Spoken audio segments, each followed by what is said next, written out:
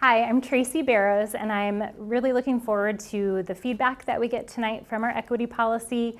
I think it's really important that our policy be reflective of everybody in our community, and I'm looking forward to hearing what you think. Hi, I'm Wendy Smith, and I want to thank you for joining us tonight and giving your feedback. I am eager to start this community conversation so that we can move forward with this equity policy. Thank you. Hi, my name is Kathy Decker, and I am just finishing up my second year as a school board director. And I am very excited for us to start our work on equity, particularly with our equity policy. And one of the things that is making me feel so positive about the work that we're doing is all of the community input they'll be receiving. So I look forward to hearing from you and your ideas and making this policy the best one yet. Thank you. Hola, buenas tardes. Mi nombre es Sandra Zavala Ortega. Soy una de las directoras aquí de nuestro distrito escolar. Estoy emocionada que están aquí presentes en este día para escuchar sobre nuestra póliza de equity y escuchar lo que ustedes piensan y poder ayudar a nuestro distrito escolar a progresar y mejorar con el tiempo. Gracias. Hi, my name is Kyle Sproul, and I'm the current board chair, a proud parent of 3 VPS students, and a local business professional. I want to thank you for joining us tonight. These listening sessions are so important for the work we're doing. We're seeking to understand the needs of our students and families so we can help them reach their full potential. Thank you. Hello, my name is Jeff Snell, and I serve as your superintendent. Thank you for taking the time to join this webinar and engage with us. We're grateful for community feedback and helping us develop an equity policy. Our hope for the learning experience, our hope for our community, is that each student feels welcome, supported, and challenged to be their best. We want students to feel like they are known for the unique person they are and have access to every opportunity and unconditional belonging in our classrooms and in our schools. The equity policy organizes this hope into practices consistently applied across the district so that vision can be realized. And we want to listen to your perspectives as we shape this policy together. Thank you. Thank you, school board directors and Dr. Snell, for the invitation to our community to hear about and provide feedback regarding our plans for meeting the unique needs of every student in our system. My name is Janelle Ephraim, and I'm the Chief Equity Officer for Vancouver Public Schools. And I'm excited to share the work we are doing to enhance learning experiences and ensure that we are engaging each of our students. The mission of Vancouver Schools is rooted in equity and excellence. Our mission reads, in partnership with home and community, Vancouver Public Schools provides an innovative learning environment that engages and empowers each student to develop the knowledge and essential skills to become a competent, responsible, and compassionate citizen. We're going to spend some time this evening talking about how we are ensuring that our mission is a reality for each student in our community. As previously stated, our mission is rooted in equity and excellence. Equity focuses on meeting the unique needs of each individual student, and our mission commits to this ideal for our students. Before we continue, I would like to share our definition of equity with you so that we have a common understanding. What is equity? Equity is a condition that balances 2 dimensions, fairness and inclusion.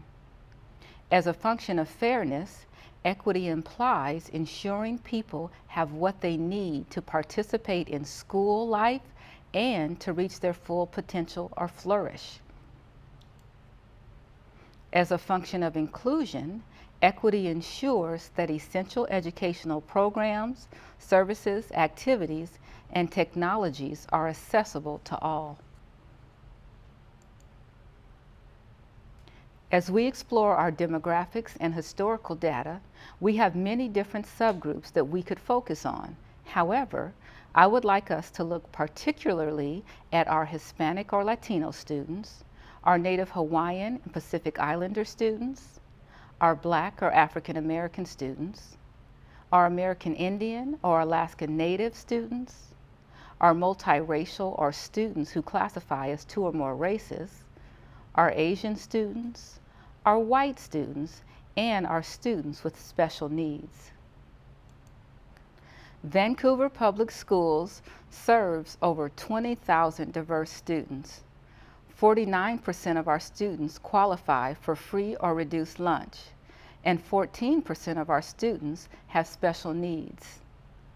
54% of our students are white, 28% are Hispanic or Latino, 9% are multiracial or 2 or more races, 3% are Asian, 2.5% are Native Hawaiian or Pacific Islander, 3% are Black or African American, and less than 1% of our students identify as American Indian or Alaska Native.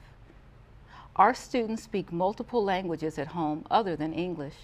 They include Spanish, Russian, Ukrainian, Chuukese, Samoan, Hindi, Arabic, Vietnamese, and Filipino, just to name a few. Our strong mission summarizes the goals of our organization. Serving the needs of our students is our priority. However, we have become increasingly aware that if we are to attain our mission for all students, we must examine some of our practices. This visual may help us to better understand this idea. As you see in this picture, diversity is being invited to the party and inclusion is being invited to participate by being invited to the dance floor. While we recognize and honor our diverse learners, we want to ensure that each student is able to access and participate in this party that we call school. In schools, participation is evidenced by engagement. Let's take a moment to see who has historically been engaged in our system. Let me explain a little more about this. This slide shows us who is engaging by looking at our student proficiency rates in English language arts during the 2018-2019 school year, and this is pre-pandemic. This graph shows that many of our students of color are engaging or achieving at disproportionate or lower rates than many of their white counterparts. 28% of our Native Hawaiian Pacific Islander students met proficiency rates in 2018, 33% of our Black or African American students, 37% of our Hispanic or Latino students, 44% of our American Indian or Alaska Native students, 54% of our multiracial or students identifying with 2 or more races, 62% of our white students, and 68% of our Asian students were proficient in English language arts as evidenced by the Smarter Balance assessment.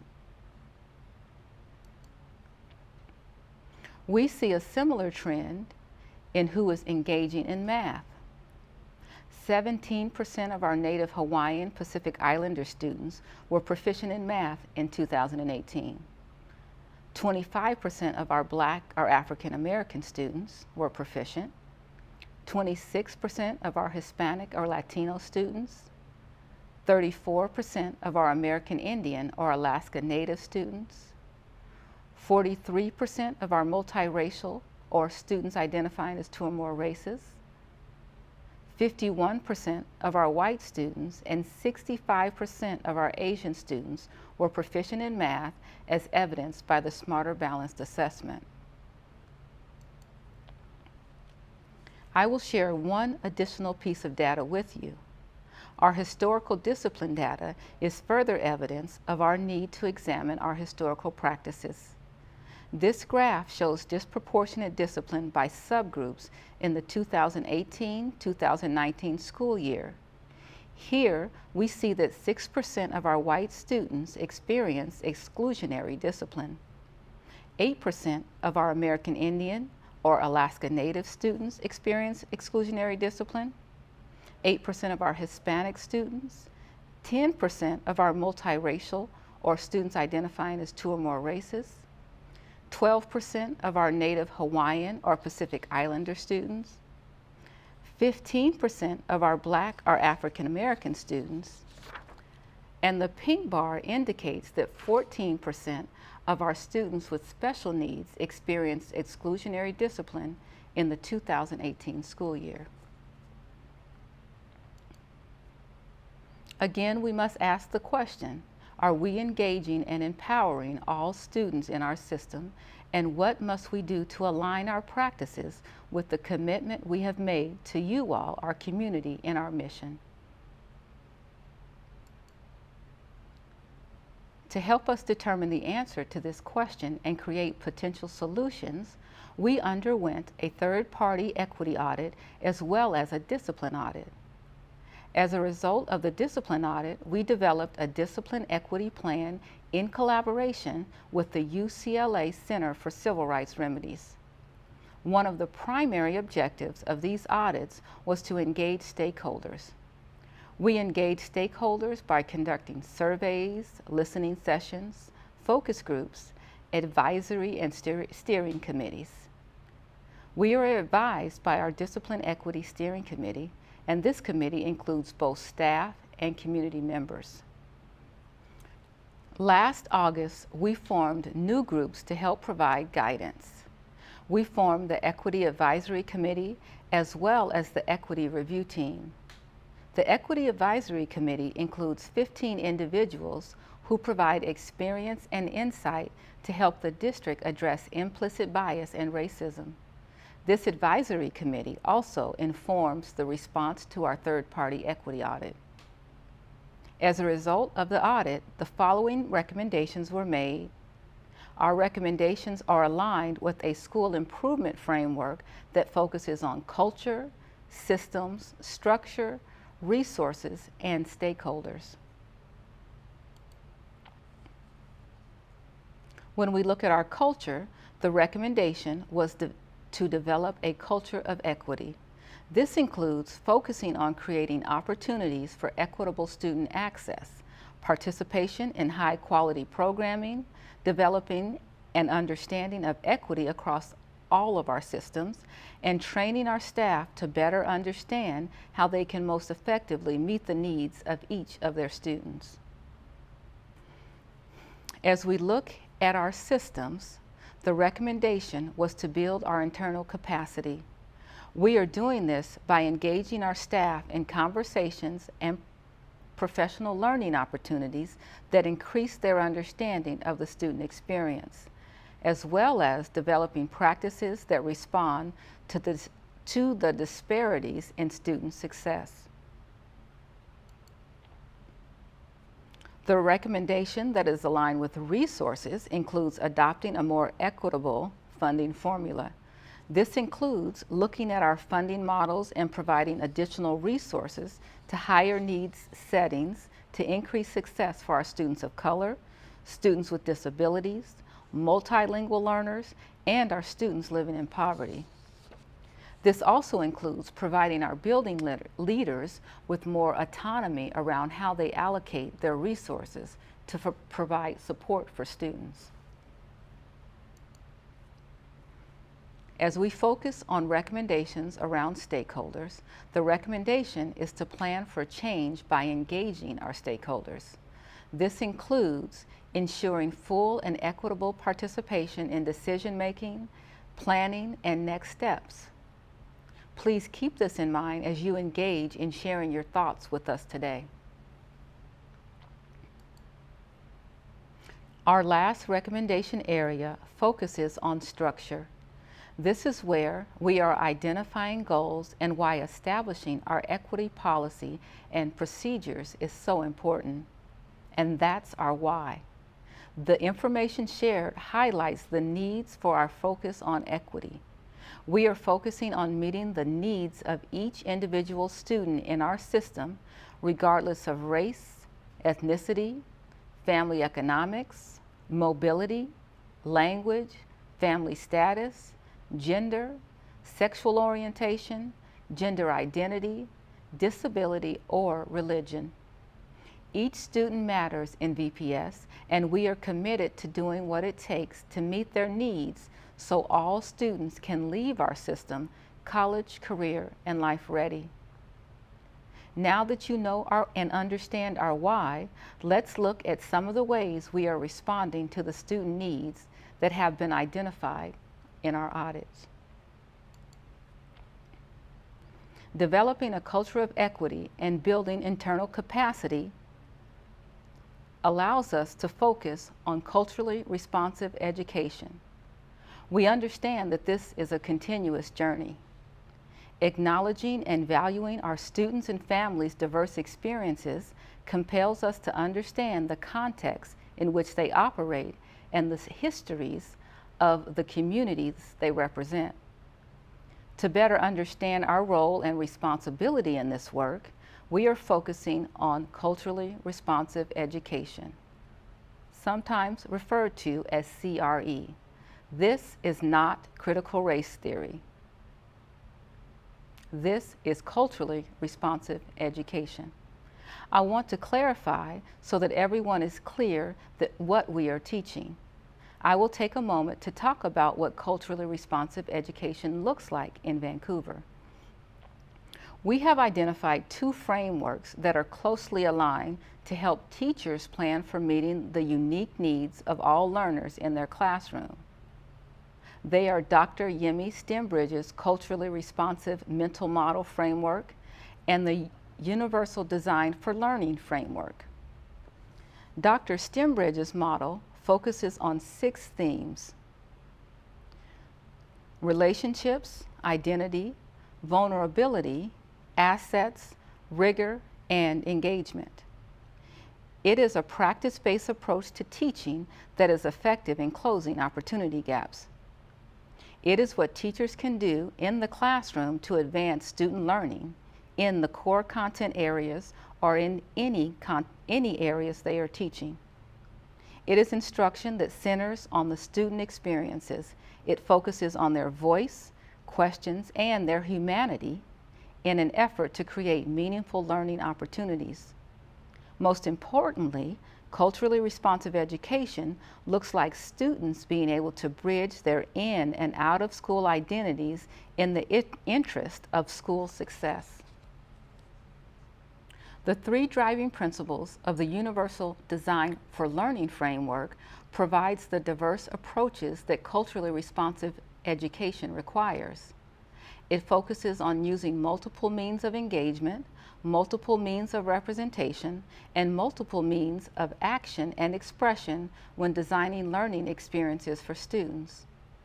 When teachers build in regular opportunities for students to share information about their families, values, lifestyles, approaches, and worldviews, that data can be used to design learning experiences that more effectively recruit student interest, minimize threats and distractions, foster collaboration and community, and facilitate personal coping skills and strategies that in turn lead to higher rates of student success.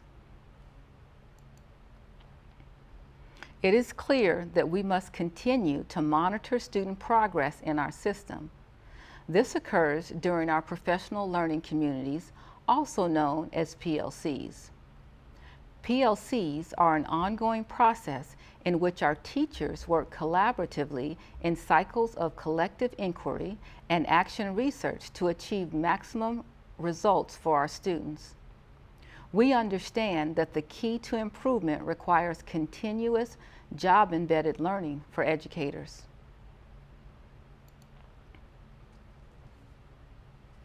We are going to identify goals for establishing an equity policy.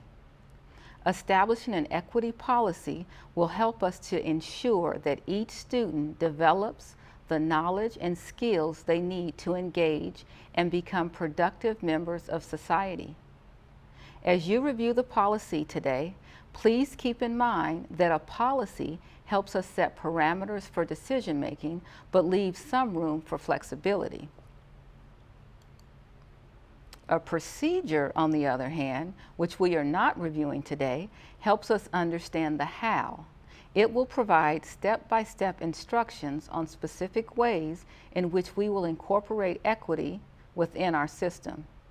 Our procedures will provide a roadmap to ensure accountability to our students and other stakeholders and give guidance for decision-making and streamline internal processes. Let's review our timeline for this process. Our school board would like to have a policy ready for review and vote on by February 8, 2022. It is extremely important to our board that our policy reflects our community. For this reason, we have multiple checkpoints in place for our community to weigh in. Our Equity Advisory Committee, as well as our Discipline Equity Steering Committee, has had an opportunity to review the proposed policy that we'll share tonight. Our district leaders will review the policy and provide feedback on October 19th, and the community stakeholders will have additional opportunities to provide feedback by participating in listening sessions on October 21st or completing an online survey. And of course, we encourage you to share your questions and thoughts today. Our policy committee will make revisions based on the themes apparent in your feedback. Now for the main event, the reading of the policy. This proposed policy is also available on our website for your review and feedback. Proposed new policy, information item. In October 2020, the board adopted a district equity resolution condemning racism and establishing policy directives on diversity, equity, inclusion, and excellence in education. The resolution outlined district equity goals, one of which was adoption of a district equity policy. This policy describes the board's equity commitments and beliefs and directs the superintendent to develop and implement action plans to achieve the equity goals.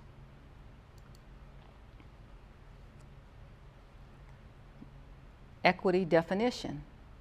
The Vancouver School Board defines equity as a condition that balances two dimensions, fairness and inclusion.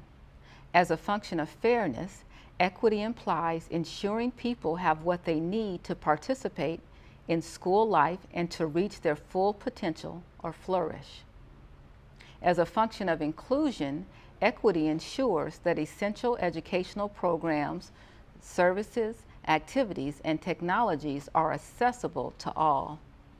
The board acknowledges that equity is evolving, and as the term evolves, the district will adjust its practices.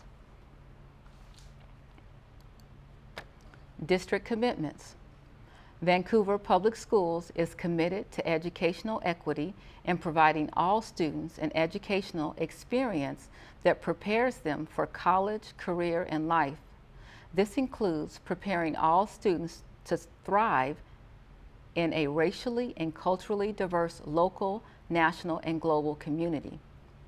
The district's commitment to educational equity means striving to cultivate a school district where educational outcomes are not predetermined by race, ethnicity, family economics, mobility, language, family status, gender, sexual orientation, gender identity, disability, religion, or initial proficiencies. This commitment also means that the diversity of our students and community is acknowledged, affirmed, and integrated into learning and school culture. The board recognizes that complex societal and historical facts contribute to inequity within society and in education. The board commits to addressing factors within the district's control that contribute to educational inequity and disparate educational outcomes for students. We believe that it is the right of every student to have an equitable educational experience within Vancouver Public Schools. We further believe that the responsibility for supporting student success and educational equity is broadly shared by our school community, including by the board, district administrators, district employees, our families, and the community at large. The district is guided by the belief that educational equity benefits every student, which in turn benefits our entire community. We embrace a concept of educational equity that goes beyond formal equality, where every student is treated the same, to fostering an educational environment where every student is supported and has opportunity to benefit equally. Therefore, Vancouver Public Schools will strive to provide learning environments for all students that is enriching, equitable, and affirming of diversity. In order to achieve and maintain educational equity, the Vancouver Public School Board of Directors commits to 1. Equitable student-centered district programs. 2. Diversity and student voice by collecting input regarding student issues related to educational equity. 3. Increase family, community voice, and perspective for underserved and marginalized populations. 4. Equitable representation in programs of choice. 5.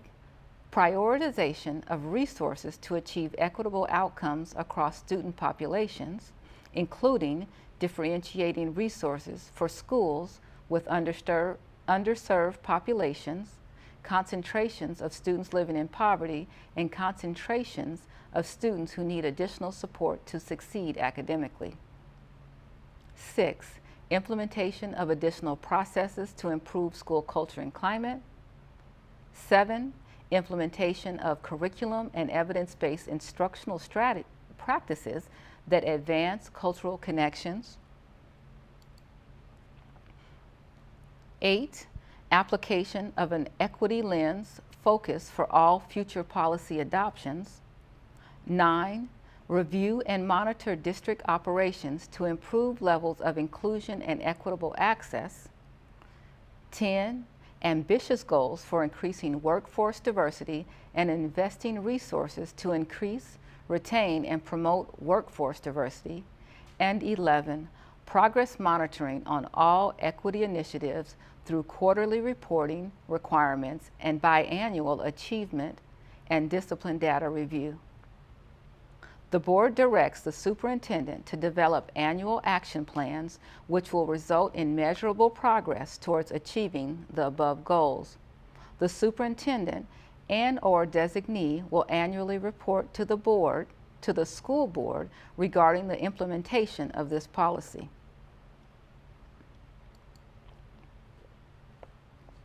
The next segment of our program will allow you to share your thoughts and listen to the feedback from other stakeholders in our community. After today, we will have more opportunities to share, as previously stated. We will hold multiple listening sessions on October 21st via Zoom. They will be held at 9 o'clock a.m., 11 o'clock a.m., 1 o'clock p.m., 3 o'clock p.m., 5 o'clock p.m., and 7 o'clock p.m. You will also have the opportunity to engage in small groups with other stakeholders and share additional feedback during this time.